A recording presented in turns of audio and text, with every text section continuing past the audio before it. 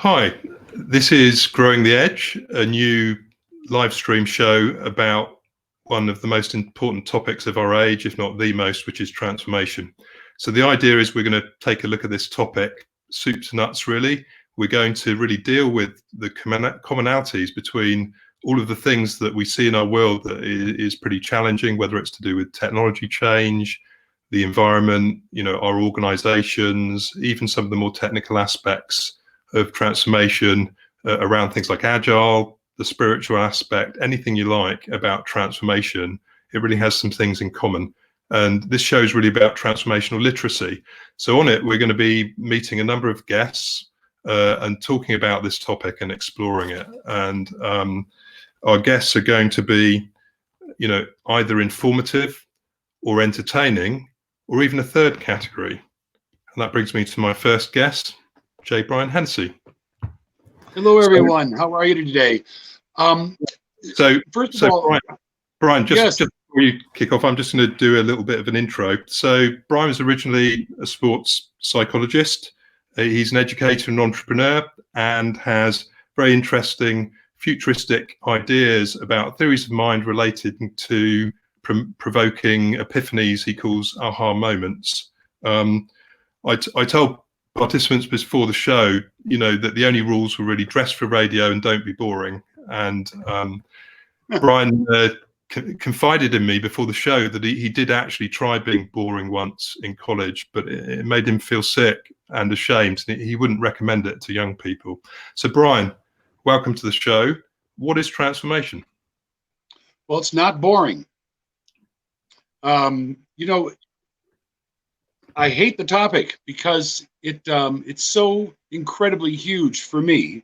I'm sure it's huge for anyone. But my particular work, the work of our team, touches on transformation in a way that cuts across pretty much every domain you can think of, from science and research to corporate, to enterprise, cultural change, to the individual. So I really want to speak to the concept of the transformation of self, and how this affects the transformation of couples and teams, and how the self of a parent affects the manifestation of transformation in children, and how this affects corporate culture and society as a whole. So it's a huge, huge, puzzle. And the piece that I speak to concerns helping people figure out how to self-transform relative to what they're born with, what their innate gifts are. So and everyone has, go ahead.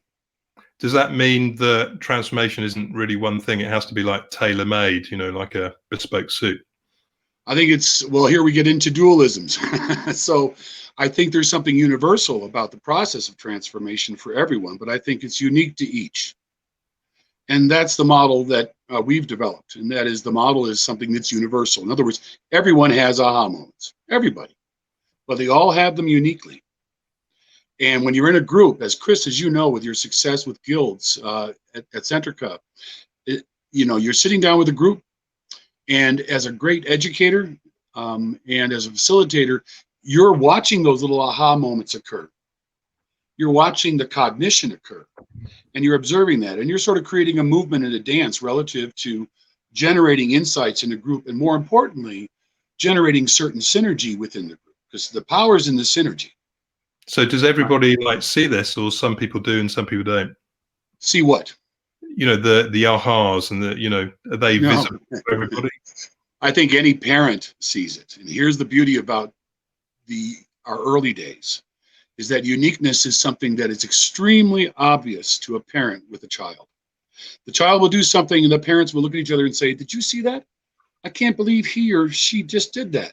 And that's a manifestation of something that's unique for that child. And every single child does something differently, a number of different things. And depending on the environment, depending on resources and the amount of sort of the configurations of energy that are exposed to the genetics of a child, that innateness, you will see the manifestation of these unique attributes, these facets. So not everyone is good at it. Master educators are great at it. A master educator is someone that can speak to almost every child in the room through metaphor, through analogy, and so forth, and they're very conscious of when insights are or are not happening with their audience. People that are great speakers, great ministers, anyone that's a great presenter, a great artist in terms of just theater of life, they're very good at sensing that energy. So what about, is it like a formula? I mean, we have a number of companies that transform, that maybe, bring in these big five consultancies. Is this something we can package? These Okay, great. thank you for that. That's a wonderful segue. So there used to be a big eight, and Coopers and Lybrand was part of the big eight at one time. Those of us that are 50 plus will remember Coopers and Lybrand. So the story I'd like to share about exactly that is there are three partners in the back of the room, and I'm doing a workshop with the CAG group. CAG is the Computer Auditing Group. And the Computer Auditing Group is that hidden group behind the sales group. The sales team is making 6 figures. The CAG group is doing 40 to 60K a year. So these are a bunch of very talented people that are not kind of valued in a way that the salespeople are, much like the corporate world is today. And there's a workforce, right, that has tremendous amount of unleveraged creativity, which is a lot of the work that people in this group are working on. So I say something out loud, and one of the partners just has a real problem with what I share. And I said to them, if your parents told you that you can do anything if you try hard enough, they lied. But if they told you you could do anything you're born to do if you try hard enough, that was good advice. Right. So it goes back to this idea of a tailored, transformation is like tailored clothing. It's really, we have to almost, are you saying we almost have to grow into something that is unique to us? We can't just do it on a schedule or anything. I'm just wondering. The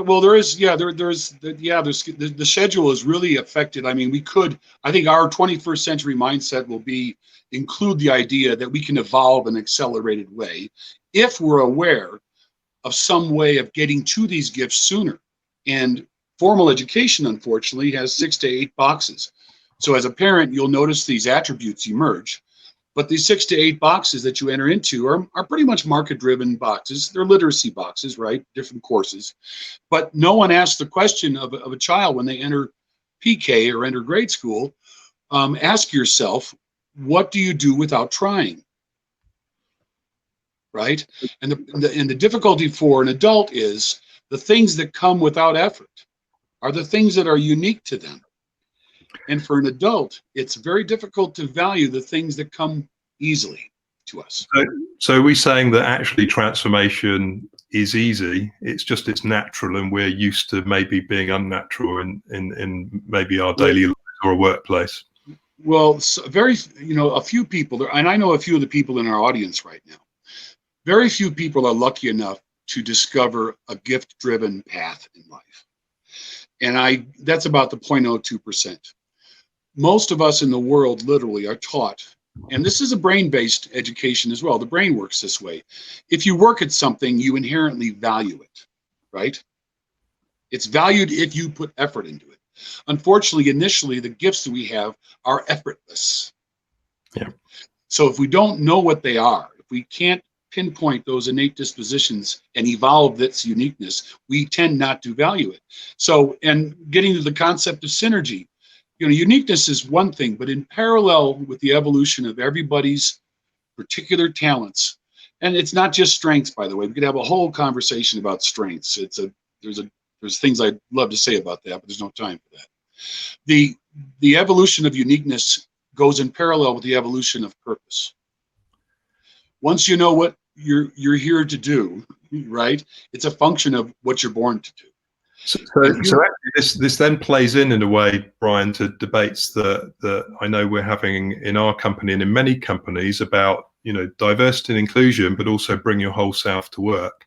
So we're actually saying that bring your whole self to work isn't about kind of complaining about the cat. It's actually being your whole self is actually a more effective way of being.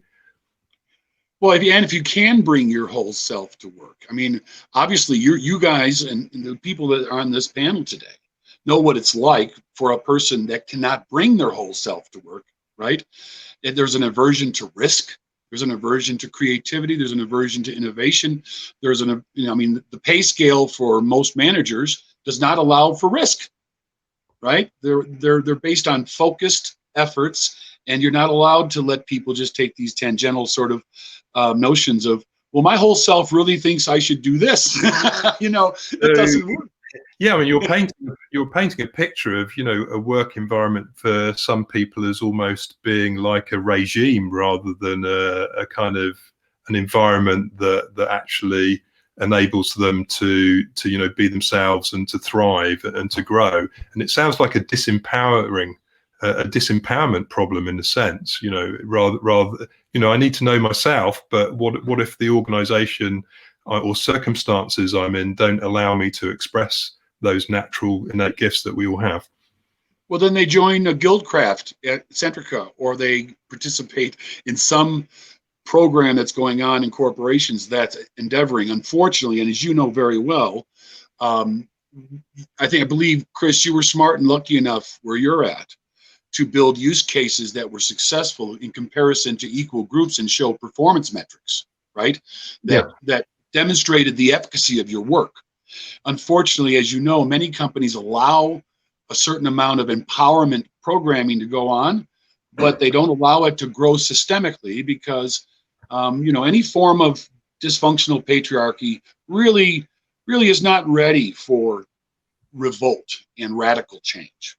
Yeah, and we know that that change and innovation, if we look at scientific or technological innovation, it can be revolutionary, it can be a revolt, it can be very, very disruptive. We use the term disruptors.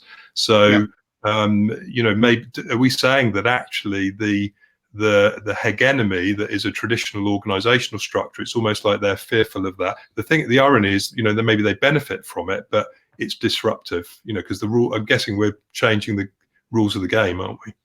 Well, yes, and I realize that the only way that we're going to bring our work, which I'd like to speak to, into the world is through a bit of guerrilla activity.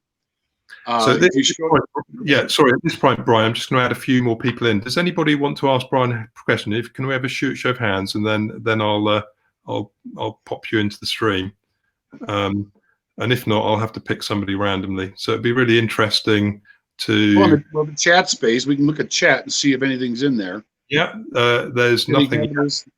But if anybody wants to ask Brian a question online, then please do so. I just see Sean, if you wanted to ask any questions, or Mandy,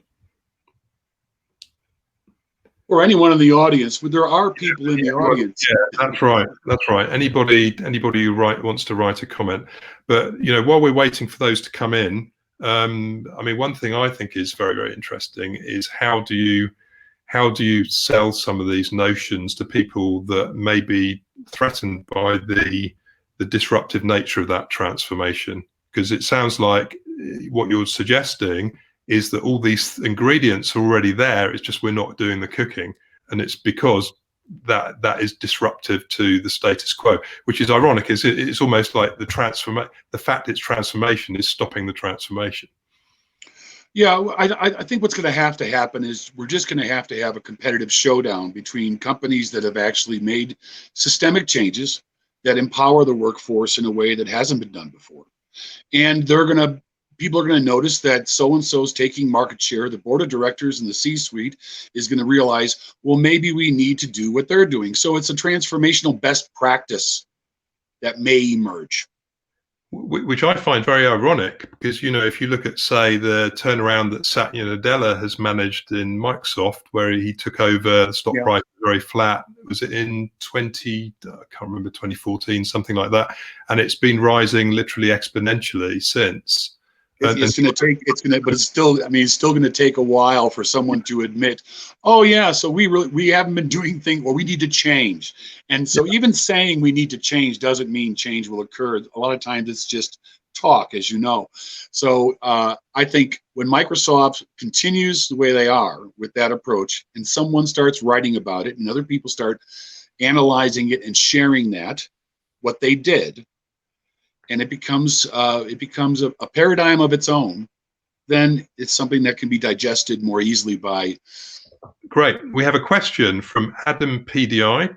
and Adam asks, what powers the perception that leads to synergy? You used the word energy. Can you speak to that?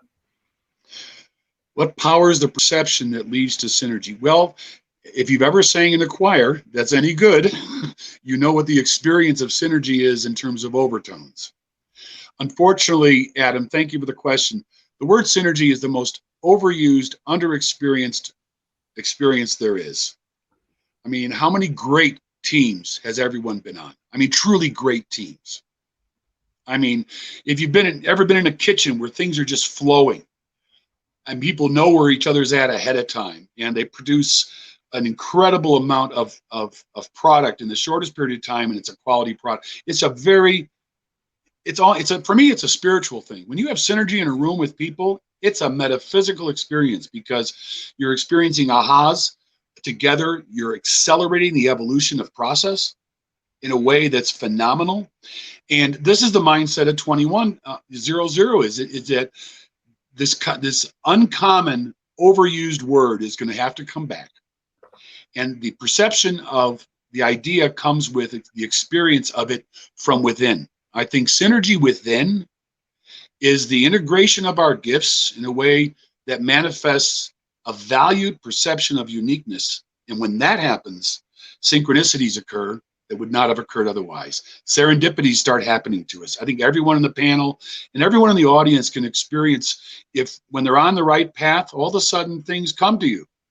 And you see Space-time has nothing. Space-time has nothing to do with it. This is wave space. This is frequency domain stuff.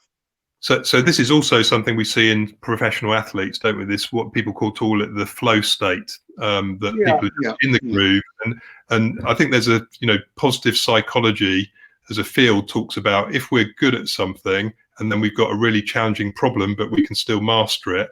Then that intersection, there's probably other definitions too, leads to flow, and then we're really in the moment. We're either doing knocking the ball out of the park, or and remember, Christopher, an athlete is defined in our society because of the incredible sort of celebrity around that. I mean, the physical domain, the sensory motor physical domain of athleticism is very obvious. Either you can jump 34 inches vertically at the age of 16, or you can't, no matter how hard you try, right? Either you can run a 40-yard dash in 4.5 seconds, or you can't. You know what I mean?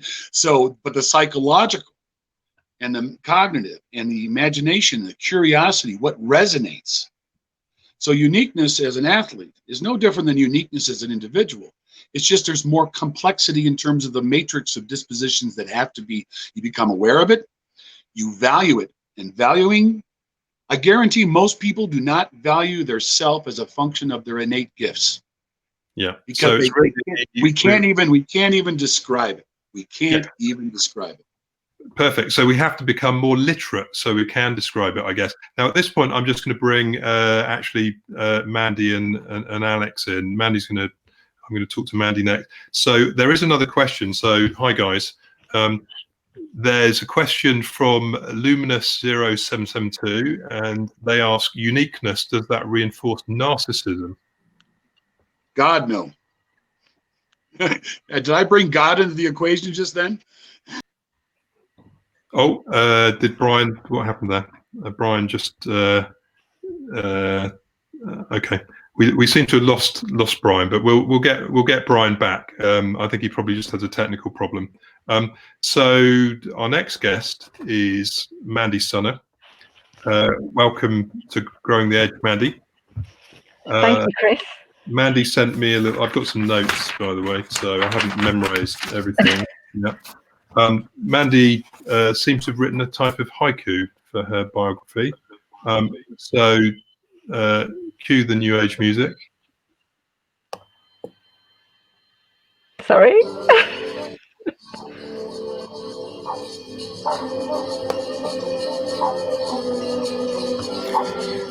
Mandy, proud of her grit, drafting and grovelling motives, and solace in meditation.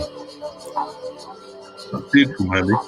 So thank you, Alex. So Mandy's been involved in many transformations, including her own, and she's also been known to swear. So welcome, Mandy.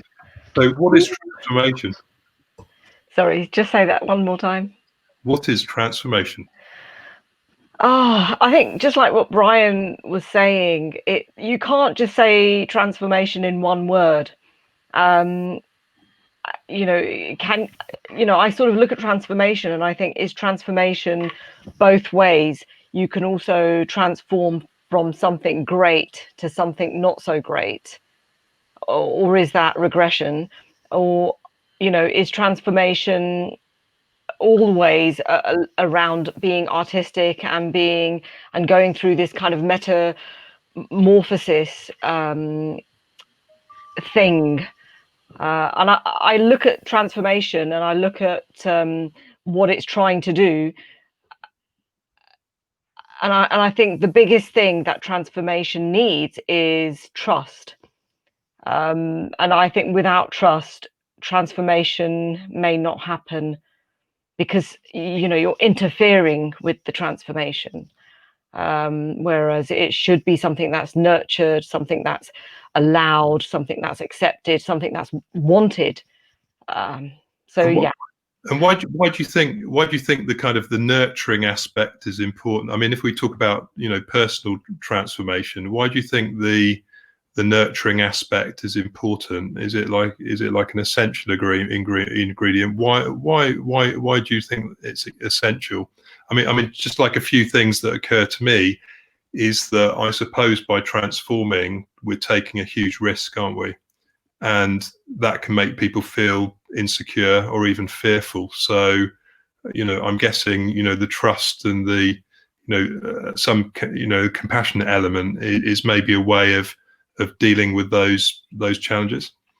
Absolutely. I think you have to look at transformation as something that, if you don't transform and do transformation, then actually what's around you will transform you into something you don't want. And it's almost like use it or lose it. If you use the present situation to transform, then you can do that. And the nurturing side of it is exactly that. Well, nurture the change, welcome the change, and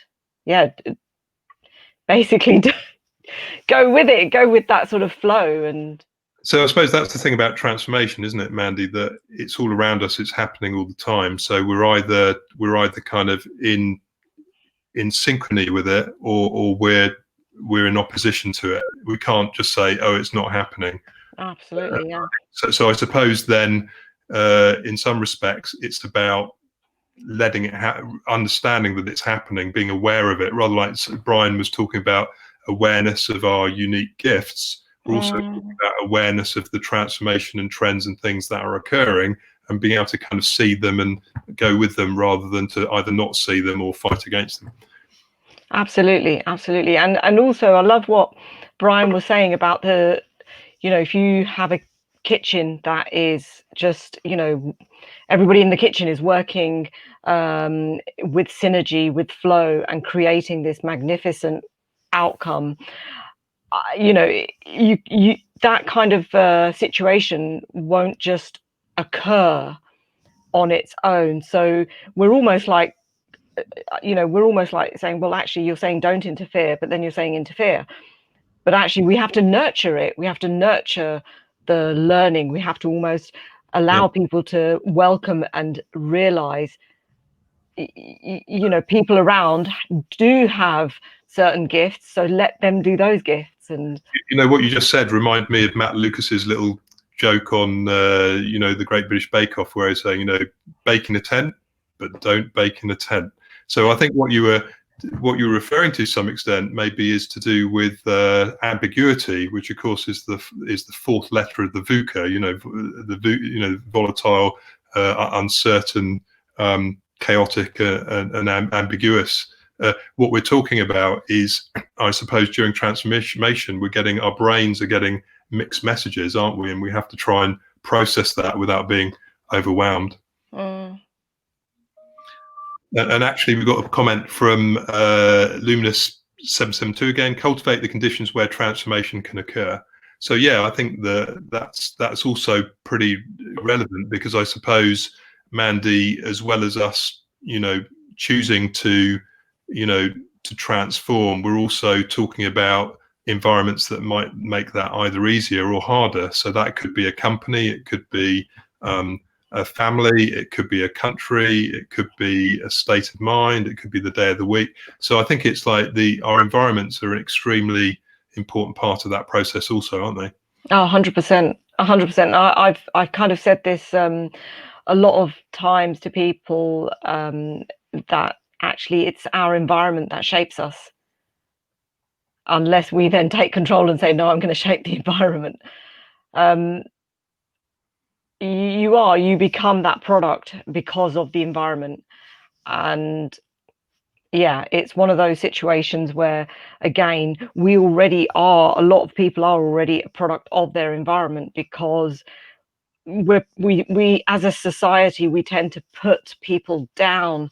We don't tend to say, you have these innate gifts, recognize them. We have like ways of putting things into boxes. And I think since COVID, everything's become so up in the air, and people realizing, oh gosh, what's really, really important. Yeah. Sorry, I was just interacting with the chat. So on that transformational conditions point, do you think what would you say companies need to do, better in terms of providing, rather than just a transformational initiative, providing those conditions that might make transformation more likely, to provoke that transformational reaction, which is, as we learned from Brian, is about the individual.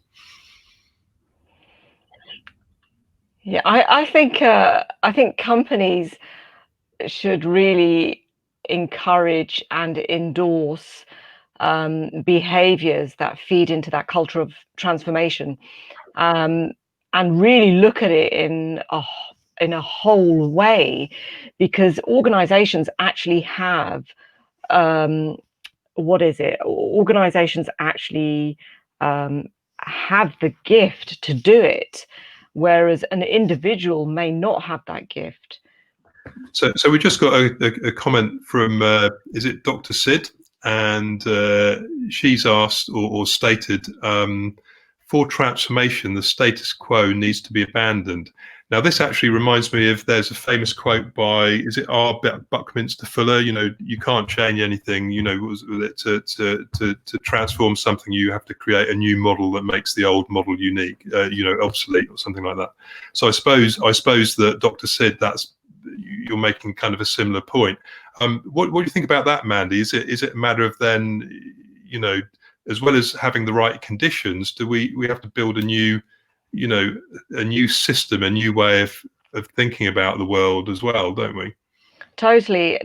And not only build it, but almost like you have to keep on nurturing it. You have to keep on visiting it. You have to keep on watering it. You have to keep on checking it and making sure that you are doing the right thing. So that kind of feedback loop has to happen. Yeah, so it's like something that is, there's more to it than meets the eye. I'm going to bring in a few other people to just kind of mix it up, just to kind of guys, if you've got any questions or something you wanted to just like build, before we move on to the next speaker or guest rather. So anybody? What you said about trust was really interesting. And where do you think we are in the scale of trust in organisations at the moment? Do we think we've improved in that area? To be honest with you, for me, I'm sort of looking at it and thinking, actually, organisations right now probably need to build that trust more so than ever before. I don't know. It's difficult to sort of speak about all organizations. I know that actually, if you look at the country's politicians, sometimes they are sending mixed messages, and individuals have to sort of decipher those and realize, actually, this is the message, this is what they are, this is what it means, because actually it's not just in this country, it's in that country. So we have to behave in that way. that's going to help us get to the right outcome. So trust is a really, trust is a hard one if individuals don't feel like they're being trusted. And how can organisations better help people feel trusted? So what would they need to do differently than they're doing now? Well, I think definitely like building that culture, encouraging and endorsing behaviours of, questioning, collaborating, disagreeing. There's nothing, we should be disagreeing, we should be poking, we should be looking, we should be questioning, and until all of the answers are satisfied, we shouldn't stop. Yeah, this reminds me a little bit of, one of the Amazon 14 leadership principles is, have backbone, disagree and commit. So people need to get those things out in the open, but then they need to commit to something. But that, and then we iterate. So it's about people again. That talks to actually being authentic, and for people to be empowered to speak their mind, to have agency. So I think that's another important aspect, isn't it? Perhaps I'm just wondering at this stage we're pretty much running low on time. Alex. Tell me how well this works, because I'm only getting half of this. So we've got qualities, but curious about like the public sphere and the private sphere. So if you look at the media, we seem to be in a place where perfection is required, and conflict is encouraged in the public sphere, which is not something I personally experience in my community, in my local life. I'm curious what your thoughts are on that. Yeah, I think, Mandy, what do you think? I think it's really important to have conflict, but have it so that it's not hostile, because it's only when something is hostile that people then shy away and shun away from conflict. Conflict is good. Conflict has to happen. We have our own inner conflict. That inner conflict is, oh my, should I do this? Should I not do this? Shall I say this? Shall I not say this? Yeah, I mean, we can go on in this sort of. I mean, there's common themes here. We're talking about maybe this kind of the need for conflict, but it needs to also be like compassion, and there needs to be the right circumstances to provoke it. As Brian said, it needs to be based on each individual with their unique talents and skills and bring them out. So I think we're pretty much just a little bit, needing to press on. So yeah, that was great, Mandy. So my next guest is David Dibble, and David, I'm going to read because there's a few things that are quite interesting. So at the age of 24, he formed an electronics company with $5,000 in a warehouse, grew it to a $10 million business with. I'm sorry.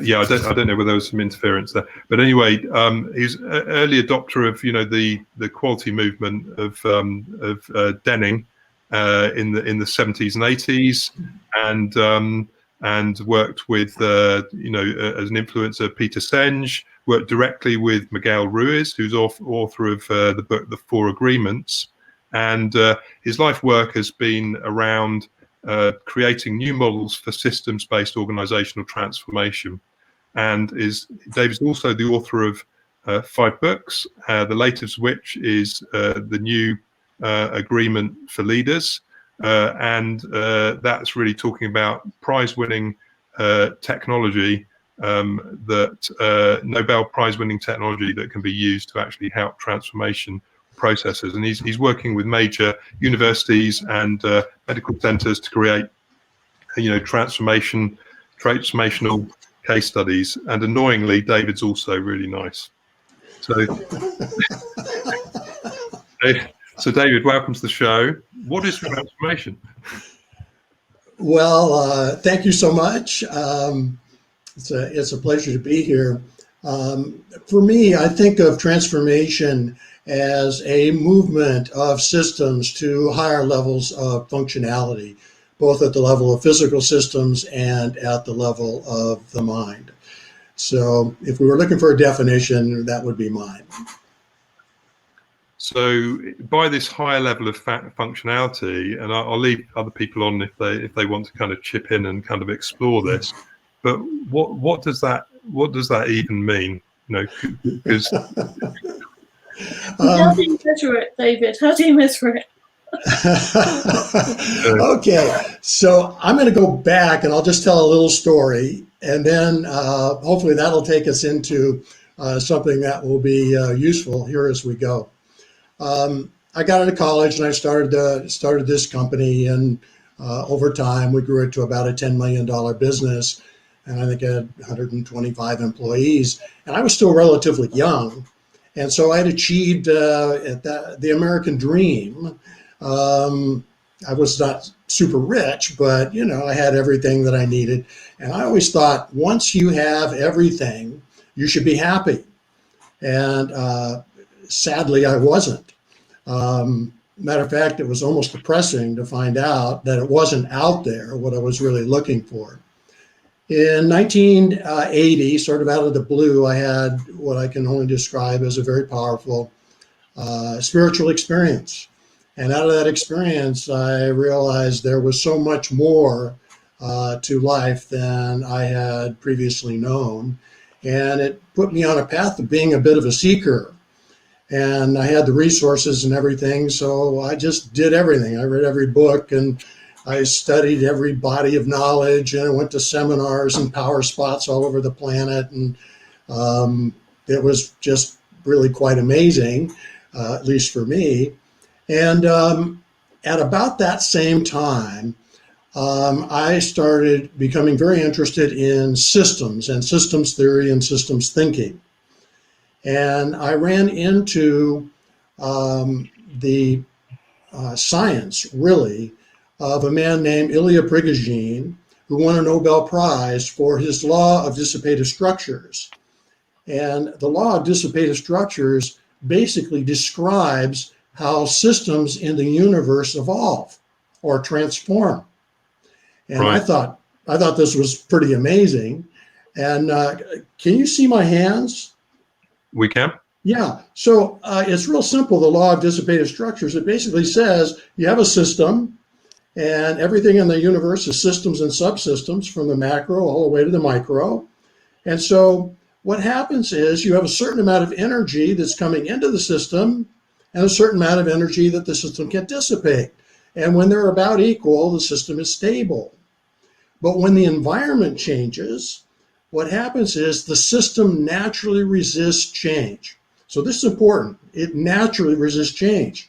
And in order to resist that change, it has to create more complexity, and more complexity requires more energy. So now you've got more energy coming into the system, and the system can't dissipate, and this stresses the system. And so as it continues to resist change, the stresses grow. And they grow and grow until finally the system can no longer stay intact. And it calls, this is what Prigogine called reorder. It now flies into a state of chaos. And now the energy's still there. And over time, that energy begins to coalesce back into a completely different system. And so this isn't a bigger one of those, the original system. It's something totally different. And it's not predictable what it's going to be, but now it's operating at a higher state, and so you've got more energy coming in, and it can also dissipate that same energy, and now it becomes stable again, but at a higher state of functionality. So does that mean, David, that these, when you're talking about resisting change, does that mean if, you know, I take an idea to my boss and they say, no, I don't think that's working, that actually the second law of thermodynamics is at work in their head? Absolutely. It turns out that, okay, so we have all the systems in the universe, and these are the same as the systems in the workplace. Everything in the workplace is made up of systems and subsystems, just like the universe. So in the universe, the physical universe, 100% of the outcomes are created by those systems and subsystems. Now, when the human mind gets involved, it drops to around 94%, but it's still a big number.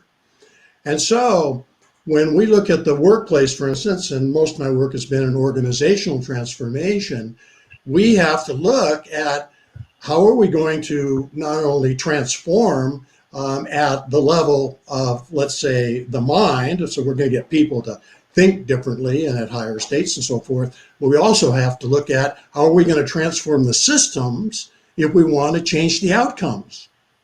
And that's really what people in organizations are really trying to do when they even look at something like transformation, is they are trying to improve their outcomes. So I basically started looking at Prigogines, the law of dissipated structures, and I started using it, in my consulting work to speed systems-based transformation in organizations. And along the way, I also found that the mind is also systematic. Now, the energy is different. The energy in physical systems is normally physical energy, and the energy in the mind is normally emotional energy. And so, but they operate the same way. So when we look at, let's say, personal transformation, you'll see that this is resistance to change that's just natural. The second you tell somebody, hey, look, you need to change, what do they say? Forget that. There's that company, is it like shipping companies? Is it Maersk did this brilliant, I don't know how to pronounce it, they did this brilliant ad around your brain on change. It's like absolutely amazing. I saw that, it totally floored me. They've done another one that's really good as well. But it's a dialogue between ideas coming to effectively the lizard brain, and it's just unbelievably, so really I think it's, to some extent, it's showing those aspects too, that I suppose the configuration of the reconfiguration is in direct conflict to the configuration, and there's almost like this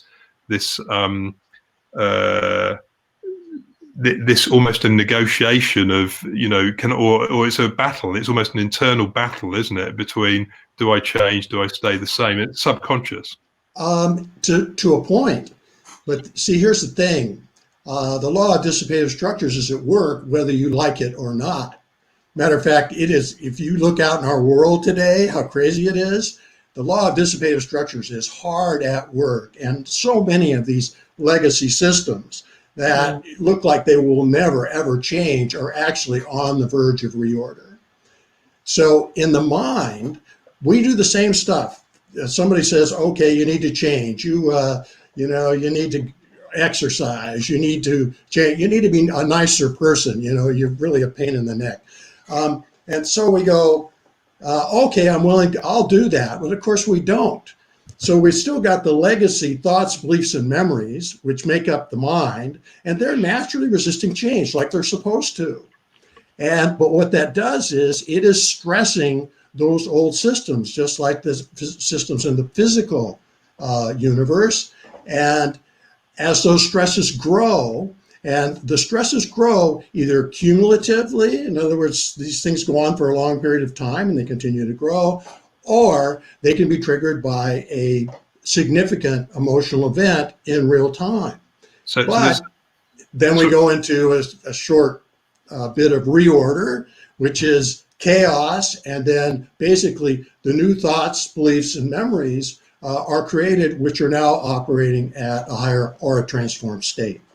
So there's a couple of questions on the chat that would be interesting to relay. So there's some questions by Dr. Sid and Stoic Pilgrim, and there's a couple of things. So there's first ones, I think Dr. Sid was asking what I think it was something along, how is it that dissipation always winds up in a preferable state? So what is creating that that higher level of reorder?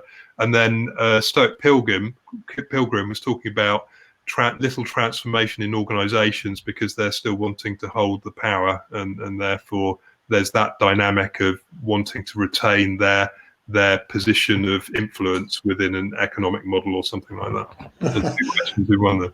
Okay, let me answer the second question first because I can remember what it was. In organizational transformation, there's two sides to it. One side is the systems. You've got to go in and do the systems work, or you can't change the outcomes. And the other half is in the area of thinking or culture, or basically what we might call growth in people. You know, Einstein says you can't solve problems with the same level of thinking used to create them. And that's true, because if we go in and we try to do organizational transformation, let's say we're just going to do the systems work, like you might say with quality programs like Deming and Six Sigma and Lean and all those sorts of things that are floating around out there, none of which work very well, by the way. What the people will do is they'll wait it out and then basically sabotage the systems work because they want to get back to being comfortable. Now, you go in and you just work on the people side of things, like with, let's say, traditional leadership training, which is soft skills training. You get people feeling good and, you know, they're feeling better about themselves and that sort of thing, but you don't change the systems, you're still going to get the same outcomes. And so very shortly, the good feelings are going to, you know, fade away and you're right back to where you were again. So it turns out that doing system organizational transformation, there's two sides of an integrated whole. And one side is the systems work, which you have to do because you've got to be able to improve your outcomes. And the other half is working at the level of people to basically grow them and grow their skill sets. Yeah, fascinating. And I'm just wondering if anybody's got some further questions, Brian, Mandy, or Caroline, you know, around some things that David's been sharing. Well, there's a question online. The question is, what drives the upward betterment of the direction of this evolutionary process? Oh, that's right. Yeah, sorry. And for me, is again, no worries. We're all helping here. David, let me keep going. You know, if anyone's getting better, Mandy, if you're improving, Caroline, if you're evolving a little bit every day, David, you know, you obviously, Chris, I don't know about you, but anyway, as we evolve, whatever system is evolving in terms of coming out of chaos is going to be better. I've actually forgotten, Brian. Okay, or maybe not. I made some little cards as well. You talk about aha moments. This is my aha moment. You see. Yeah, yes. The universe only evolves to higher levels of functionality, and the same for the mind. I think it was Bucky said we never learn less. I think we need to take the word higher. David, can we remove higher, because higher is such a male hierarchical term. I like the word fuller. Like Bucky Fuller or Fuller Universe. But why don't you More like complexity it, is Brian? fuller, right? I know, Brian. I'm giving you a hard time. It can mean elitist, and it can mean superior to, and therefore controlling all the lower things. So it's shaped like this, and we all know men are. You know, I mean, it's this thing. Yeah, you know, but higher. Let's all get higher. Climb the ladder. So we're having a little trouble with the audios, yes? Yeah, but I get the idea. So here's an interesting notion, David. So I've got some experience. I don't know as much about Prigogine, but I have some experience of almost trying this sort of stuff intuitively. Because the nice thing about the realization, one of my aha moments, is that everybody's really understands physics and mathematics and all these things intuitively because it's how the universe operates. So we can find it everywhere in every circumstance. So actually what I've noticed in some of the things that I've done at Centrica in the guilds is I've introduced some disorder and some stressors and things like that. And you can tell after a while the network reconfigures, and it almost just happens. And it's like it's a bizarre behavior, and sometimes it doesn't always happen on a schedule, but eventually it does change, and it has changed the nature of the organization.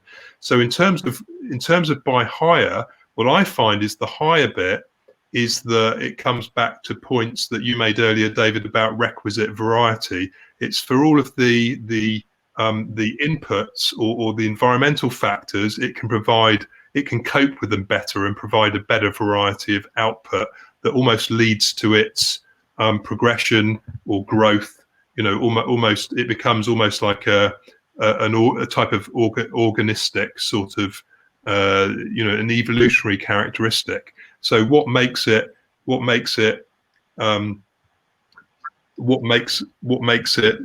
different is that it's able to be more flexible and agile, and it's almost based on, you know, environmental stressors and things like that. It's a bit faster.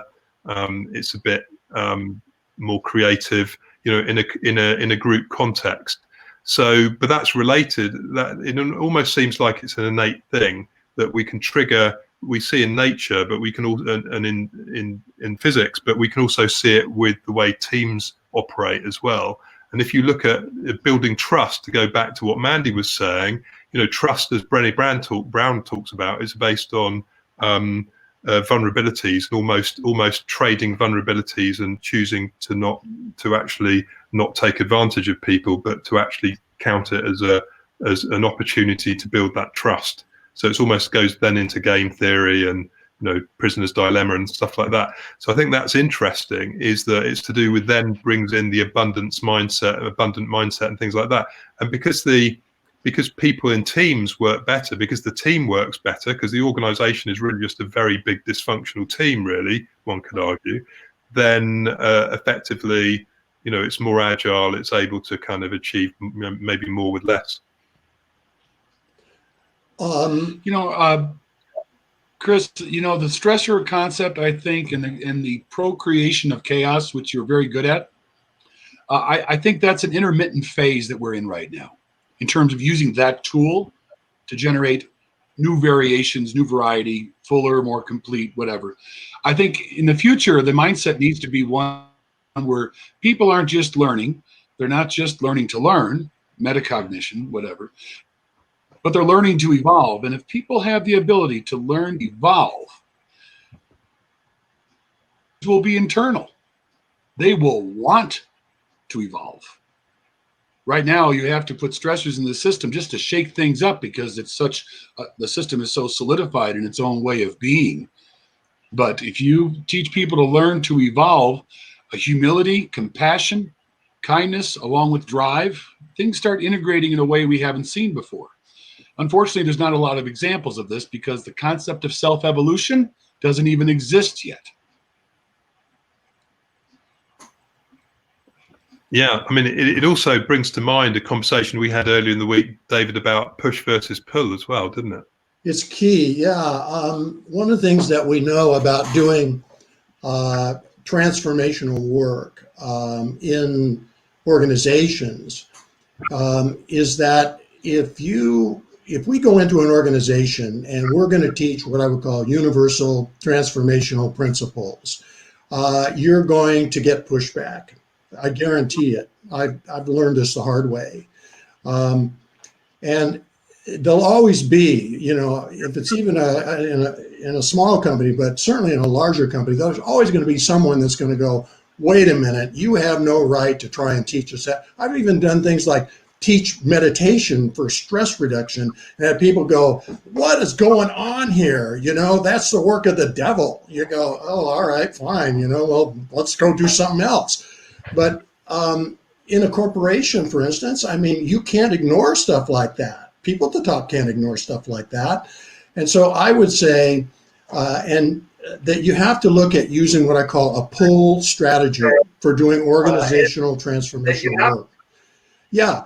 In other words, you've got to go in and you've got to do the work where basically it's presented out there and people come along at their own pace and that sort of thing, where you're not pushing anything on anybody, because that automatically creates resistance. We know that. Yeah, exactly. And indeed, I got some really good advice for when I started the Centrica Guilds a couple of years ago, which was no agenda. So I've now held hundreds of these sessions over 2 years. We've never had an agenda. And the people who don't get it, they're saying, what are they wasting their time doing? And then it's literally when we then mobilize and we do things, we've created this extended cross-functional team, and it just kind of it just outperforms any other structure in the organization seemingly. So what we've done is we've, to some extent, formed that, not to use, we can't use the higher world, we can't use the more evolved, but it's basically that type of thing. It's that we can achieve more to, you know, quicker to a better standard, and everybody enjoys it as well because we built that trust. So it's extremely effective. So if anybody thinks, I'm not a hippie, I'm not a physicist, I don't want this crap, what they've got to realize is that companies that are like this are going to be stealing their market share. And you've only got to look at the rise of, for example, Jos de Blok's, I'm not very good at Dutch, Bertzorg, you know, the community nursing organization, where they're rocking and rolling in the market. You know, their growth rates have been incredible. They've got over 10,000 staff and only 45 of them are back office. They're a so-called, you know, teal organization in Frederic Laloux's reinventing organizations terminology. And it's actually working even by the, you know, the standard measures of the market. It's actually a successful strategy. It goes back to Microsoft as well. We're just running a little bit over of time. And I think we've got basically a couple more speakers to go, excuse me. So I'm hoping Alex will come back in. So Alex has actually disappeared. So Alex has had a few, I don't know whether Alex has had a few difficulties possibly. So what we could do is we could continue the discussion, or we can even hear from you, Sean, if you wanted to talk. I'll give you the opportunity. How about Caroline? so sorry, go on. Caroline? Brian, what was your suggestion? I think about Caroline. Was she going to say something? Caroline. Yeah, yes, but where's Caroline? Yeah, Caroline. Well, Caroline can. Yeah, I mean, Caroline. If we want, we can go to you next then. So I'll just do a little bit of an intro. So where is it? Okay, you can see I'm very organised. Join the kitchen, Caroline. Yeah. So she was stuck for time submitting her bio, so she asked me to fill in some blanks. So after an unconventional childhood, where she was raised by a troop of 3 dwelling badgers, Caroline graduated first in her class at the University of Hard Knocks, where she then enjoyed a successful career as a change agent and a coach. Once described as the Paulie Yates of the serious sector, Caroline is now on the lookout for a new nickname, as it's 2020 and the Big Breakfast finished in 2002.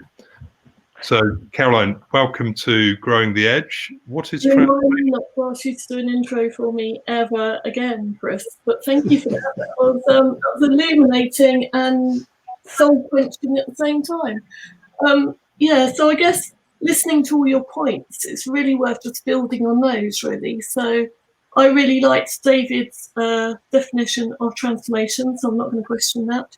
I agree with Mandy that it's all about trust, and I agree with Brian that we're talking about the human side as well.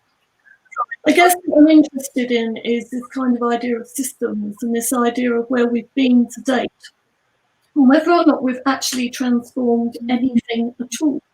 So particularly within organisations, we talk about transformation. We also talk about their failure to deliver and the amount of cost and post-it notes that flies around those organisations, consultants wandering in and out, doing what they do and disappearing. And so I think what we've really seen in what have been relatively stable times in organisations is evolution as opposed to revolution.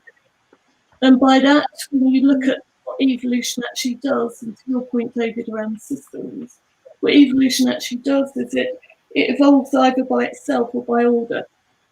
And so what we know about every organisation is that they've got their heritable traits, and within those are their strategies, their vision, their products, their people, their customer, their structures. All of the infrastructure that they build into that organisation is their heritable trait. I guess what we look to do when we create change in organisations is to help them evolve and to help them reach new markets and to help them have better people that are better informed, that are better trusted, that are better leaders, whatever we can do in terms of getting to that higher state that you talked about, David. And I think really in terms of reproducing those traits. They kind of mutate over time as we introduce new products, new people, new markets. But really, that is just evolution.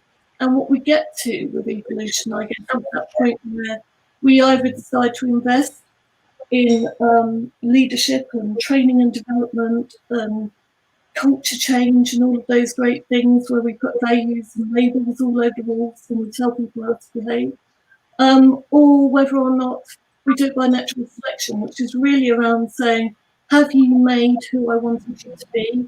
Are you costing me too much? And if you are, do I need to do a restructure and a cut? And that's really been fairly formulaic. We are, of course, moving into digital, which creates a change, and it's a significant change. But ultimately, we really are not talking transformation, we're talking about an evolution of systems.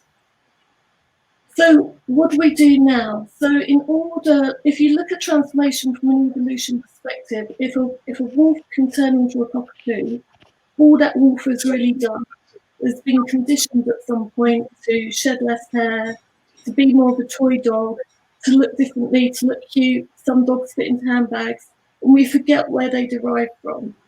What we've noticed with COVID, however, is that we are now at a point of such huge global disruption that we're having to completely rethink not just teams or systems, but whole industries.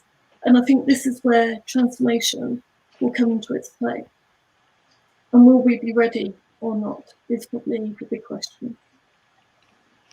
And it's the preeminent question of our age, isn't it? Because it's almost like we can't stop it, you know. And presumably David would be able to explain the physics of why we can't stop it. So it's almost a bit like surfing. It's a bit like we were walking on the beach, and then suddenly we're in the water and we've got the waves. We can either pretend we're still on the beach, or we can say, well, actually, I can either drown here or get on my surfboard. And I think that's the real challenge that people face. There's a lot of people, they just want to be in denial and say, no, it's the beach. Yeah, it feels like it's a bit, the beach is going up and down. What's going on with the beach? And I think a lot of this is really then, is it to do, Caroline, with almost a sense of loss and mourning that we need to understand, yes, the world's changed and it's going to continue to change. How do I come to terms with that and process all of that on an emotional level to allow me to then learn to live again almost within that slightly better model of reality, perhaps. Well, yeah, absolutely. I definitely think that's going to be part of the phase. I think the other thing is that we know that necessity drives innovation, so we know that we're going to need some of that.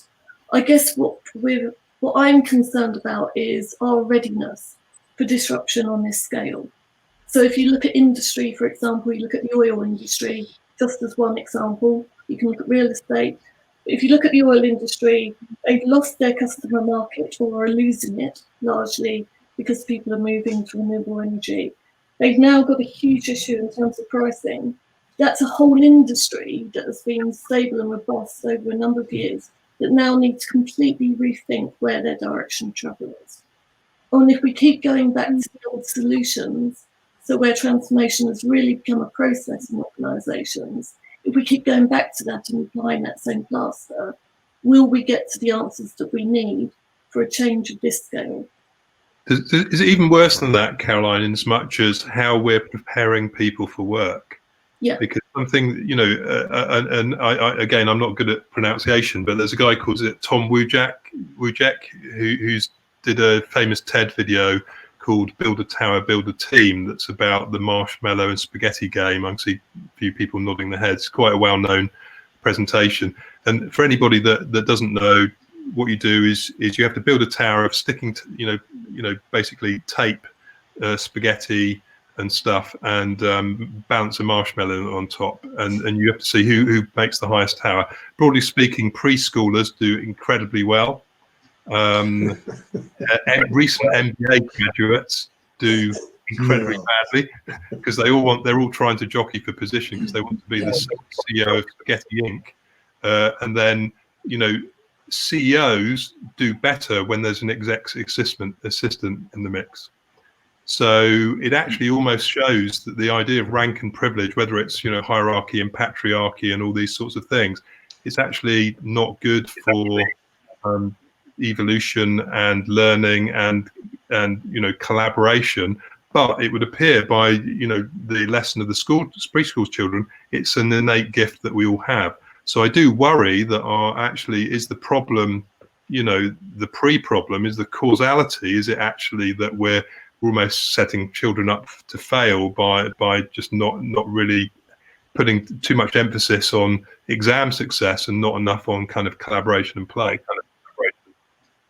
Absolutely, and I think it comes well in schools. We need to create that same psychological safety, and I think where we are constantly testing our children and constantly measuring behaviours as we are in corporate organisations, we're not creating that psychological safety and that trust that children will grow up to need to have in order to survive and thrive in institutional structures like work. So what, you know, so actually, is the educational system then compatible with the world of transformation? Absolutely not, no. And I think that's where our work needs to start. I think that's where we need to really think about what our curriculums are trying to achieve, what outcomes we're looking for. Is it a popularity race? Is it a private to public sector school race? What are we really trying to help our children to become in the future? Are we preparing them for a future state workforce? So if we are removing large degrees of jobs through digital, you know, why is that not already feeding into our schools? Why are we not preparing in our schools for the roles of the future? Why are people still coming out with educational qualifications that may not make them fit for the future? Well, I'm guessing does it come back? Sorry, does it come back, maybe, Caroline, to David's point about the system resisting change being a natural phenomenon? So is it the school system is a system, isn't it? You know, the education system. David, presumably that's also due to the laws of physics and second law of thermodynamics. That's also resisting change, isn't it? Yes, every system in the universe, including systems of the mind, are naturally resisting change. So why are we creating more systems, David? Why is it that we are now in this digital age of AI, and AI being built around rules and processes, built around whatever our human capacity is at the moment to educate? Are we not building into the infrastructure more systems that will be more difficult to change later on? I think the bigger question is, why are we not teaching systems thinking and systems transformation from kindergarten through grad school every year? Because Yeah, I mean, you look at it, if I may, yeah, it's like we're crazy, and that if we did that, that would transform the education system. Brian, did you want to come in? Well, I think physics, physics doesn't have a mind. Have minds. The stars don't have prefrontal lobes. We do. So the only resistance to change that occurs for the individual is someone who is not inherently curious. I find the more curious people are less resistant to change. Sure. I find that people that want to evolve, that even knows what that means for them, are changing all the time. I think resistance to change is a paradigm by Ilya in the frequency of change, right, is a function of resistance that's a function of a lack of consciousness solution. Children have no problem with this. They build that spaghetti tower. They don't just collaborate. They experience open creativity, right? And they collaborate and they find synergy with each other naturally. It's incredible to watch kids interact and find resonance. Caroline. Sorry, absolutely. But what they do have is space to enable them to imagine, to innovate. They have that ability that we provide for them to play. And yet you look at the workforce and we don't allow any space, even when it's a little bit like you were saying earlier, Chris, about your guilds. You know, the reality is, even with a guild, there's a set of rules around the guild. And, you know, if you're trying to teach meditation, as I've tried to do state management in leadership, I've not come across as much hostility as you have, David. But there are certain rules in terms of how we allow people to get back into a state where they can feel psychologically safe, physically well, and also being able to create from that space. Is innovation still a tick box exercise? You know, I would just interject something. This is my own thinking. I think it's important in the area of transformation to be aware of the difference between the brain and the mind. And you know, the brain is basically a physical system. The mind is an emotional system. Every thought, belief, and memory is made up primarily of emotional energy. And emotional energy is what defines the quality of our lives. You know, how do you know you're having a good day? Or how do you know you're having a bad day? Or how do you know that you hate that person and love that one? It's all defined through emotional energy. And basically the more energy, emotional energy around a thought, belief, or memory, the more powerful that thought, belief, or memory will be. And we should think a little bit about, like, for instance, when we talk about synergy in a team, what is synergy in a team? It's a feeling. It's emotional energy. You just love those people that you're with. Now, how about as a CEO, and I've done this before, I get in front of a group and I say, okay, you're a team now. And, you know, people are going, what? I mean, you know, there's no synergy in that team. The team, that stuff is a feeling tone. Mandy. Anyway, sorry, I'm getting crazy here. No, you're not, David. You're lovely. You're lovely. But I was just going to say that it's also about respect, because you show respect because you have respect. Yes, of course. I mean, we basically, you know, everything's created inside out. And so, you know, when we respect ourselves, and it makes it, you know, we can respect other people, but, you know, we see the same thing. I mean, when we love ourselves, we can love other people. When we don't, it's difficult.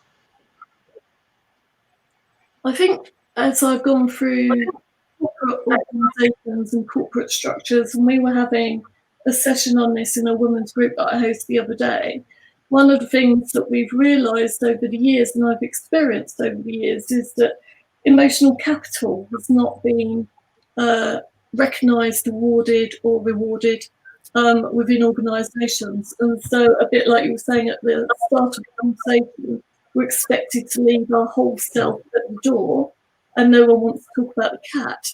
But the reality is, as a female in business, you often face is that your ideas or what you're trying to put forward is emotionally led.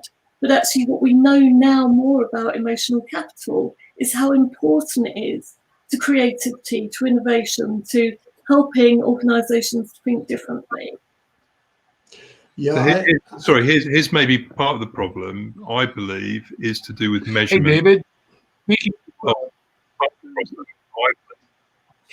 Oh, sorry. Was that Brian? You want to come in? I just finished the point quickly. I think one of the challenges then is it to do with measurement. Yeah, I was speaking to Brian. Well, what's the question about in terms of measurement? Well, I suppose is it harder to measure emotional, you know, the soft stuff? Is the important stuff from a transformational point of view harder to measure? Is that part of the problem, to quantify? But what's our obsession with measurement? Some people have obsession with measurement. Yeah, well, the targets, KPIs, you know, bonuses, you know. Absolutely. Yeah. Part of the issue of transformation. Dovetailing on David there, You know, David, I'm not sure you're aware of the work of Gordon Bauer. He's the father of mood and memory. And when I used to have my isolation tank in Palo Alto while doing my doctorate work, I had a very weird tank. I had a room next to it where I could take you, David, through guided imagery. And I basically developed psychological skills back then. And the psychological skills were about managing memory. People don't know how to manage their own memories. You know, we react. We don't observe our reactions.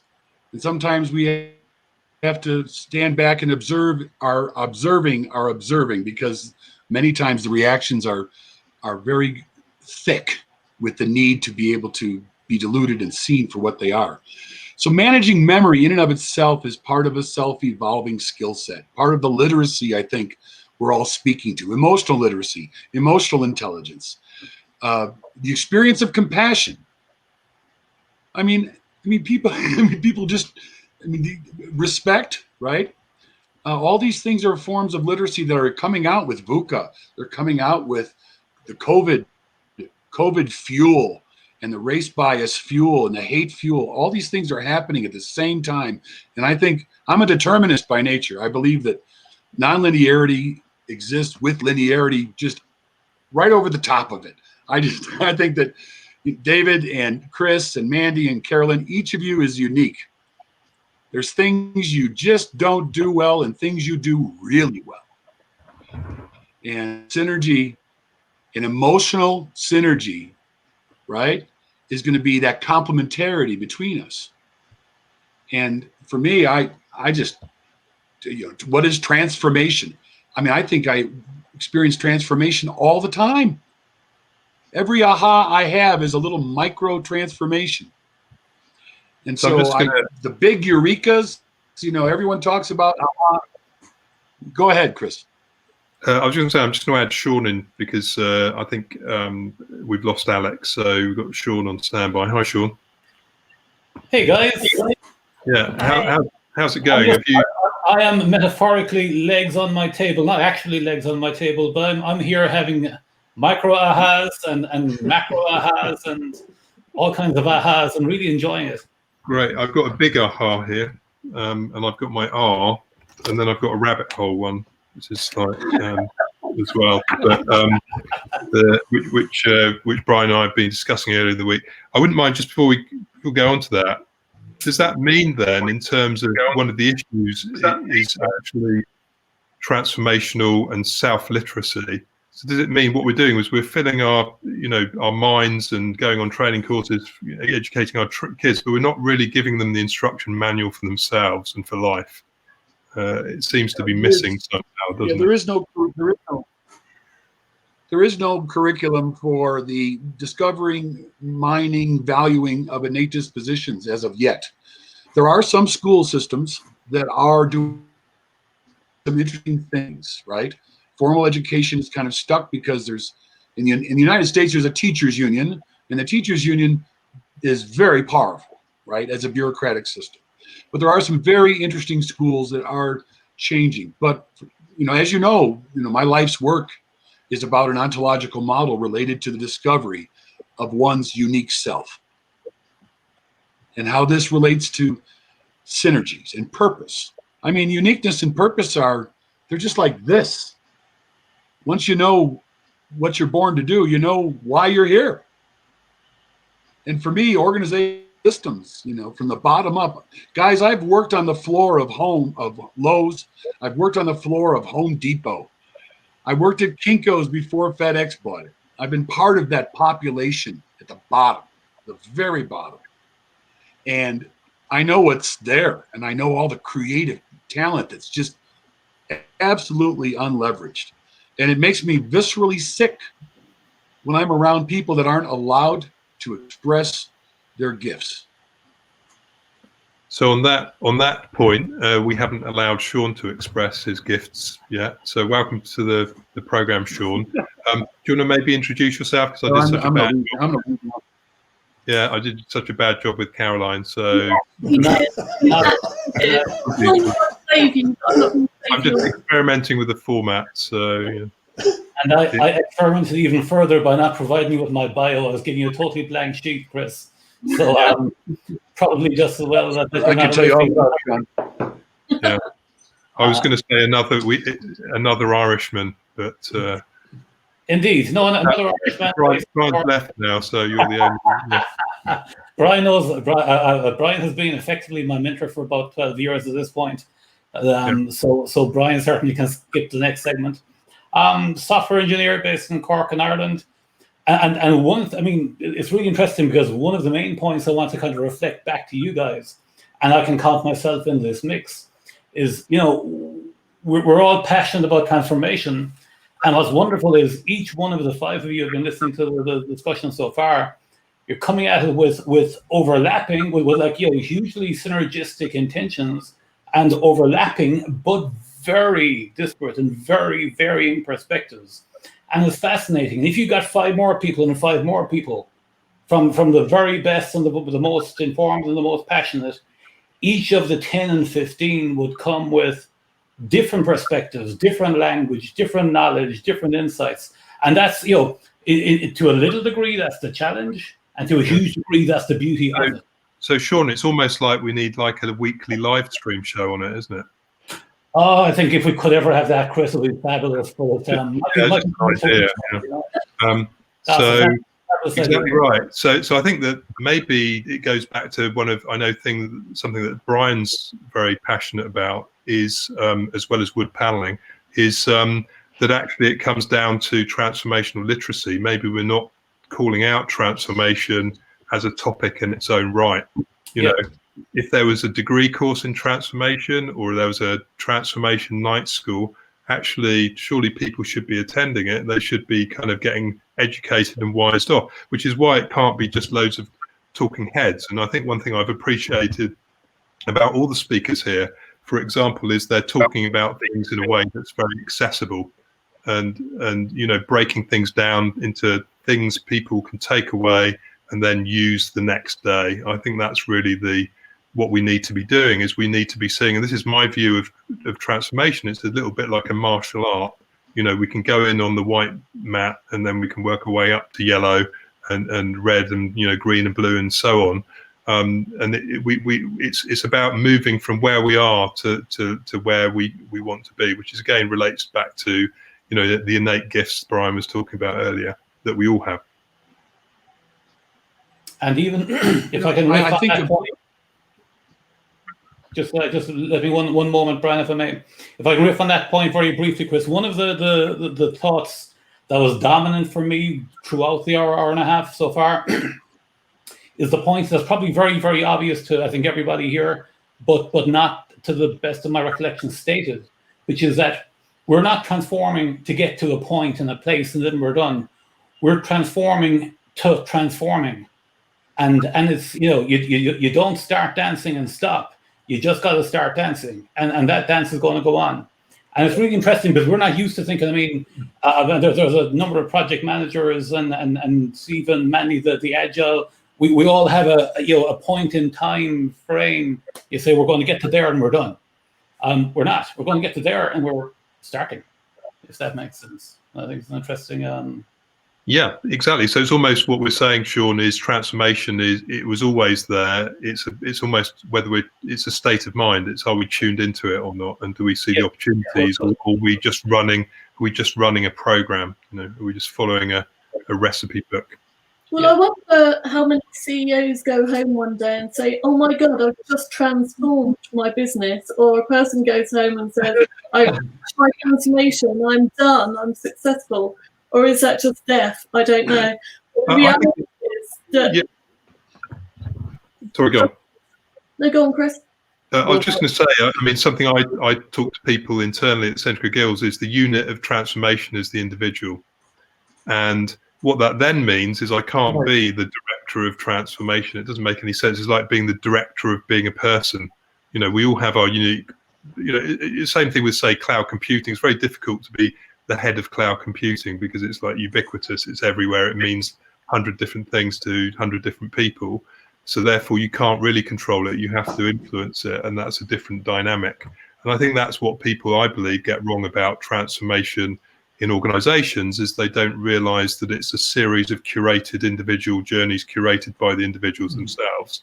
And that is then based on, all we can do as transformation professionals maybe is to try and provoke it or catalyze it, or stack the odds in favor of occurring. And then we just need to, presumably, David, we need to just let physics do its job. Yeah, I think that's true. I would throw in one thing that I think is really important about organizational transformation. I believe we've got to get away from this top-down thing. I believe that it has to happen. It has to occur bottom up, and it has to grow and scale organically. And that if it basically has to be seeded into an organization, and it can be. And then the successes that are created with those seeds, wherever they happen to be, will spread organically both across and up and down the organization. And that transformation includes both systems transformation and transformation, at the level of people. Mandy, did you want to comment on the recent conversations? Oh, not quite sure where that's coming from. Sean. I hadn't planned on being pulled in. Sorry, Chris. Yeah, you missed the memo. That's fine. We did have some sound effects earlier, and that segment didn't go very well either. So, Brian. Sorry for that. Yeah. So, I would love to disagree with David. David, I think there's an interesting model called top-down. What? Yeah. Well, there's an interesting model in brain science called top-down and bottom-up, and it's been around since. The lesson here is if Brian needs to disagree, he needs a faster internet. Go ahead, Mandy.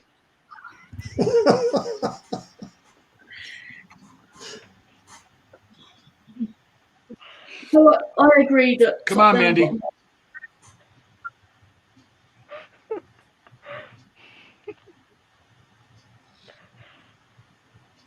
What? Oh, you don't. I was just giving you the if you wanted. Okay, so David, the top down and bottom up is about wholes to parts and parts to wholes, right?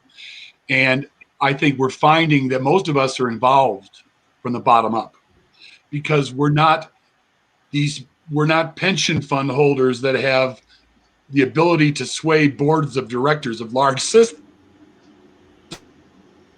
Okay, so if we were those people, I think the greatest change can happen soonest if the top down and the bottom up are operating in parallel relative to transformational thinking. If you're getting resistance from the top down because they're not on board. Now there are examples of the top down and how it can work to affect massive change from the bottom up. Now it's happened. I've seen it happen. I think Microsoft's a perfect example of the top down really affecting bottom up movement. So, I'm a grassroots guy with you, David. I'm a great believer in the people, but I think it helps when the top down is kind of like giving the okay. Let's evolve, man. So I'm just wondering, Caroline, working as kind of a change agent and a coach, do you work mainly with the top down or the bottom up or both? And what's the dynamic? Reality is that the people at the top, and let's not call them top down, let's call them people with roles and responsibilities that outweigh lots of understanding in the organisation. But the reality is that they've got a strategy to achieve the vision that they need to achieve. The chances of that strategy ever hitting the bottom floor is really remote in certain organisations due to cultural distractions, dissonance, people that are not engaged, a lack of alignment, a lack of sense of purpose, collective purpose. So therefore, it's got to be a holistic approach to change. Now, the reality is we all play a different role in that, but that it's got to be. So I work, to answer your question, Chris, in a really short way, is I work with everybody in the organisation. And what I help to do is to shortcut some of the mornings in order to get change. So that's probably a good place to end. We're just like going a couple of seconds over, so that's almost perfect timing, apart from the fact I haven't tried to do a little wrap up. But I think what you're raising then, Caroline, is transformation is about everybody. Absolutely. In an organisational context. So unfortunately, that's all we've got time for today. So next week's show is going to be about the 21st century mindset and how to cultivate it. And, you know, if anybody wants to join in future shows, then you can contact us. This is brand new. This is the first one. So we're busy trying to sort out the logistics, but you can contact us at Growing the Edge on Twitter, which I'm fairly new to. You can also probably reach out to us at joinin@growingtheedge.com. And we'd love to have you on the program and continue the conversation. So thank you very much to my guests, which is Mandy, David, Brian, Caroline, Sean, and Alex, who we'll have on later. Thank you for StreamYard for providing a really good service that seems to be easy to use.